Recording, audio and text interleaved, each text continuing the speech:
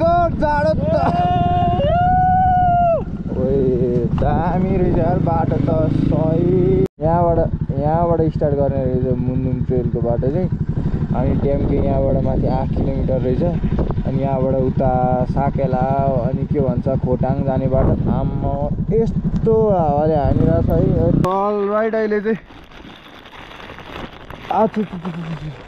पानी पर्यो अनि यसरी हामी चाहिँ हैन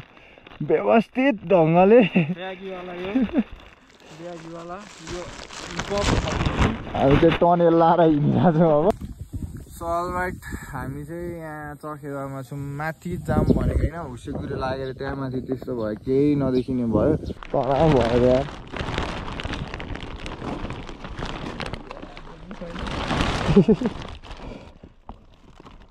हस् भाइ अहिले हस् सबैजना राम्रोसँग जानु होला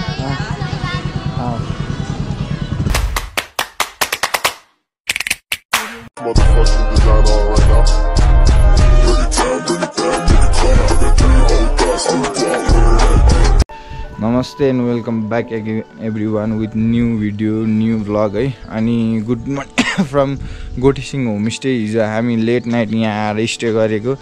माथिबाट जस दामी फोटो भिडियोहरू खिच्न पाइयो मजा भयो अनि अहिले चाहिँ हामी माथि ट्याम्के डाँडा जानु लागेको यहाँबाट अब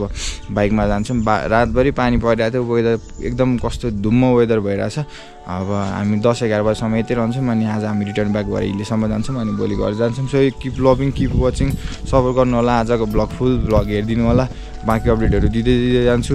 है त हामी बसेको होमस्टे अनि यहाँ तल अर्को होमस्टे छ है अनि हामी चाहिँ अहिले माथि चखेवा अनि ट्याम्के डाँडासम्म यसो घुम्न भनेर निस्किँदैछौँ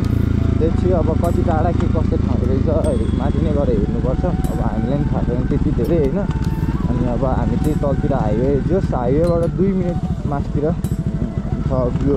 गोठेसिङ होमस्टे अनि यदि तपाईँहरू आउन चाहनुहुन्छ भने यदि आउँदै हुनुहुन्छ ट्याम्के मयङ भने तपाईँहरूले यहाँ एकदम कम्फर्टेबल के भन्छ बासहरू बस्न सक्नुहुन्छ है अनि गोठेसिङ होमस्टेको यहाँ बोर्ड पनि देखाएर सो हामी हाइवे आइसक्यौँ अब माथि जान्छौँ keep loving keep watching Chakhewa 3 kilometre रहेछ यहाँबाट सेलु डाँडा भन्ने ठाउँ आइपुग्यौँ हामी कस्तो बवाल बनाएको रहेछ क्या आम्मा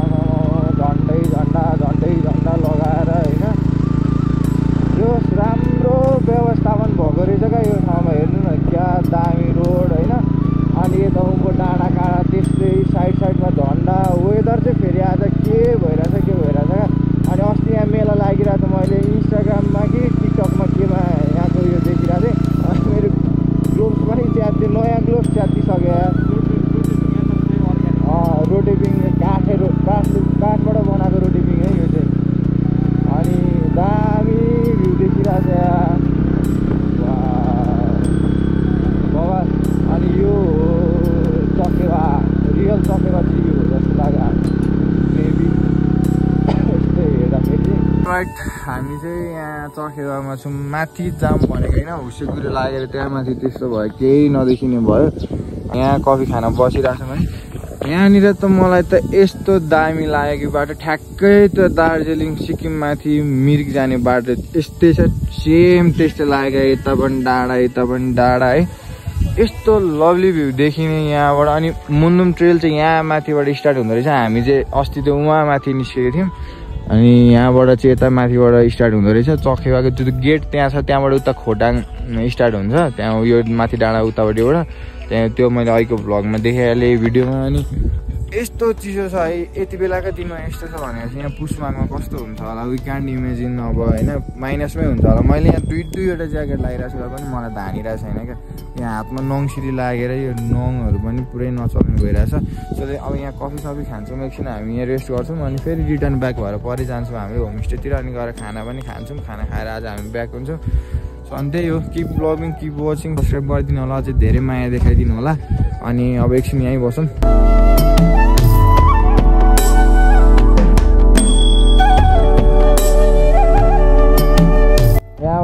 यहाँबाट स्टार्ट गर्ने रहेछ मुन्नुम ट्रेलको बाटो चाहिँ अनि टेम्के यहाँबाट माथि 8 किलोमिटर रहेछ अनि यहाँबाट उता साकेला अनि के भन्छ खोटाङ जाने बाटो आम्मा यस्तो हावाले हानिरहेछ है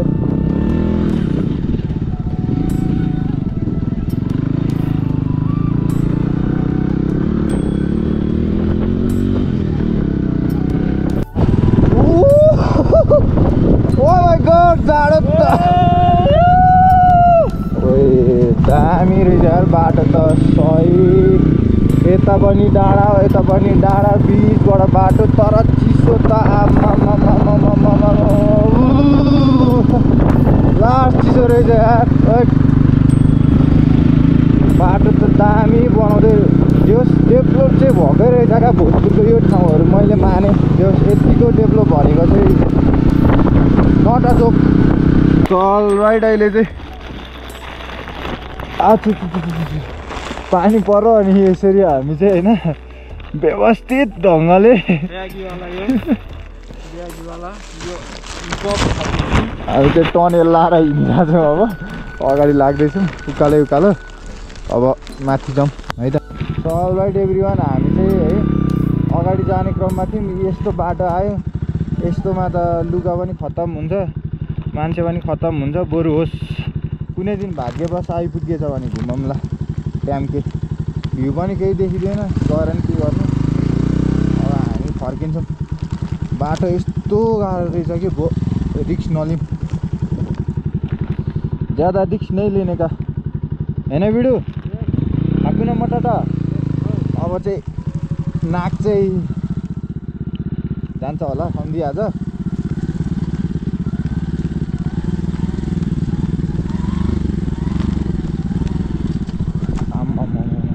फोकटमा अघिल्लो दर त लागेकै हो नि त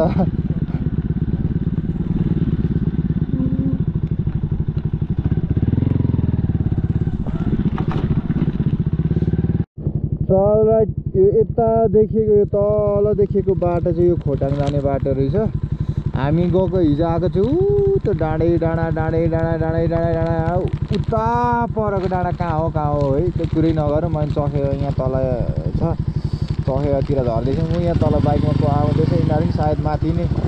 ट्याम्के नै हिँडेको होला जाओस्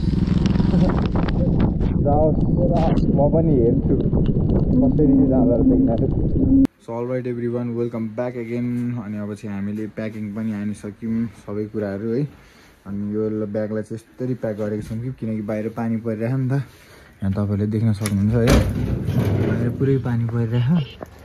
वेदर यस्तो भइरहेछ आज दिनभरि पानी पर्ने रहेछ भोजपुर बजार त्यता कहाँ हो भन्दै चाहिँ बिस्तारै जाँदै गरौँ कति टाइम लाग्छ हाम्रो बाइक यहाँ तल छ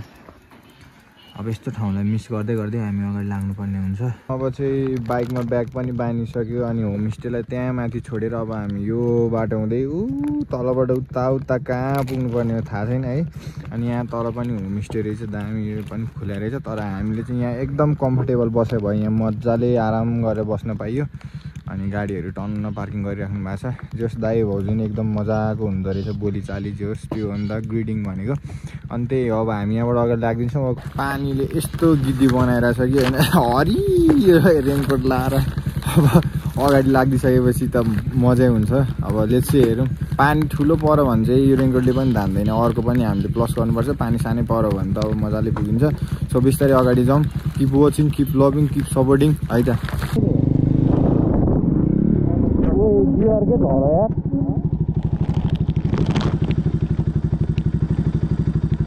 ओर्ली त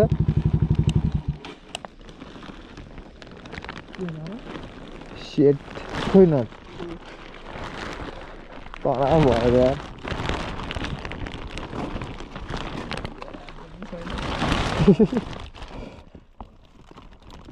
कहाँ पो हुन्छ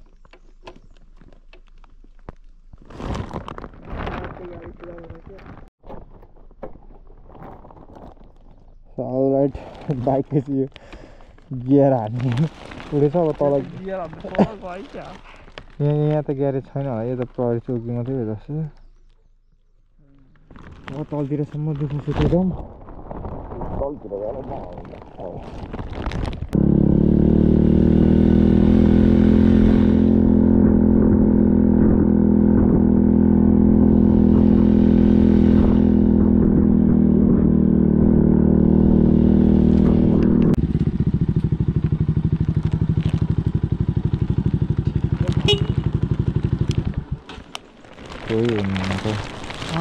कोही छैन तिमीले चाहिँ क्लाप त पागिस् दाइ यो गियरको नट पस्दिनु न त्यो चित्रिकै झरेर यो नट यो मास्टर टर्निङमा झरेर अडियाएर जबरजस्ती लिएर आएको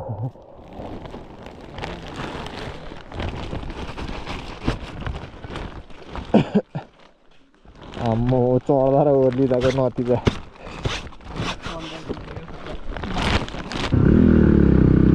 देउराली आइपुग्यो काँचे खाऊ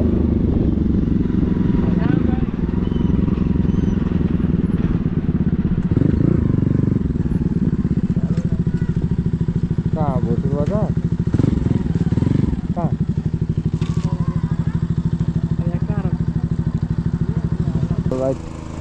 देउराली यहाँ भयो अब हामी यहाँ चिया खान्छौँ तर खतरा ठाउँ है यहाँ यो क्या खतरा देखिरहेको अब चाहिँ लेकुवा घाट हामी आइपुग्यो है यहाँ तल देखिरहेको चाहिँ सबै लेकुवा हो अब हामी यो तलदेखिको पुल तरेर सट्टै पाइ गएर हिलेतिर लागिन्छौँ है अनि यहाँ त गर्मी छ यार माथि त्यस्तो चिसोबाट यहाँ एकैचोटि गर्मीमा आउँदाखेरि त बाफ्रे क्या आकाश पताल का फर्क है रे भाई ऊपर देखेगा तो पहाड़ में बहुत बहुत सुंदर ऊपर पानी पानी हो जाता है और बहुत अच्छा व्यू दिखता था इधर आया तो बहुत गर्म हो रहा है जैकेट खोल के फालने का मन कर रहा है पर अभी हमने नहीं फाला क्योंकि हमारा बहुत पैसा फंसा है इस जैकेट में अंदर नहीं किनने में इसको खरीद करने में बहुत खर्च आई है हमारा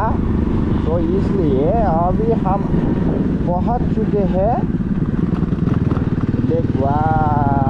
बेरी बाजार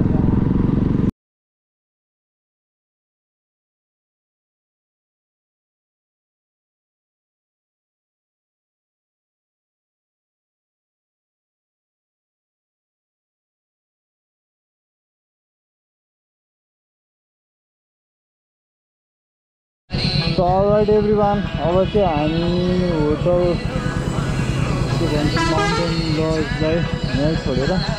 ढिलो टोकमा भइहाल्यो अब हामी अगाडि जानु लाग्यो बस्नु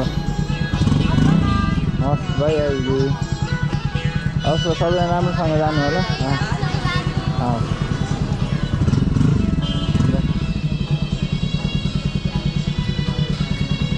भयो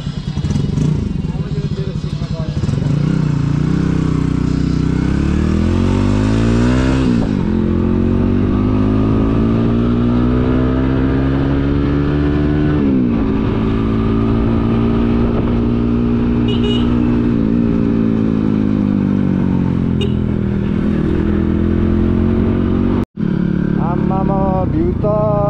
लास्टै लभली देख्यो बादलले यस्तो दामी देख्यो जोरपाटी आइपुग्न लाग्दा कमाली देख्यो फाइनली अहिले चाहिँ हामी सिद्धुवा बजार आइपुग्यौँ है अनि सिद्धुवामा आइपुग्दै गर्दाखेरि एउटा खतरा कुरा भेटेँ क्या यहाँ टी सर्ट राम्रो सिफन त साडी राम्रो फाइबरको दुनियाँका स्वास्नी पहिला जान्छन् दोष किन ड्राइभरको वाह बाटो काट्ने बिरालो भन्दा यहाँ कुरा काट्ने मान्छे खतरनाक हुन्छन् ओहो कडा लेखा रहेछ यो चाहिँ तेर्सुम जाने मातृभाग्य रेखा रहेछ होइन अनि हेर्नु न त्यो किराती लगाउँदैन घरमै छ च्वाक श्रीमती गरे अलराइट आज अहिले चाहिँ हामी ठ्याक्कै बसन्तपुर आइपुगिसक्यौँ है अनि त्यहाँ मास्तिर मेरो भाइरल एकदमै प्रिय हाम्रो ट्राफिक सरसँग भेट भएको थियो लाइसेन्स बिल पनि देखाइयो अनि हामी चाहिँ स्ट्यान्डतिर अगाडि राख्दैछौँ आज के बार हो शुक्रबार है